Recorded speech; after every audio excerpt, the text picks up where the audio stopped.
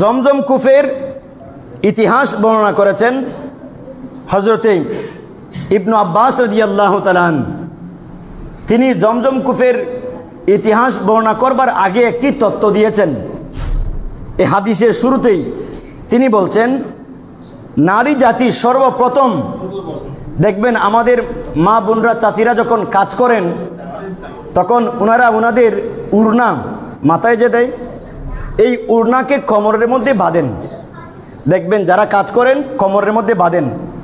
সর্বপ্রথম নারী জাতিরা কোমরের মধ্যে কোমর বন্ধ করা শিখেছিল হযরতে ইসমাঈল আলাইহিস সালাতু ওয়াস সালাম আর আম্মা হযরতে মা হাজেরা আলাইহিস সালাতু ওয়াস সালাম থেকে। মা হাজেরা আলাইহিস সালাতু ওয়াস সালাম কোমর বন্ধ করতেন। ওই হযরতে সারা আলাইহিস সালাতু ওয়াস সালাম থেকে ওনার মর্যাদাকে গোপন করবার জন্য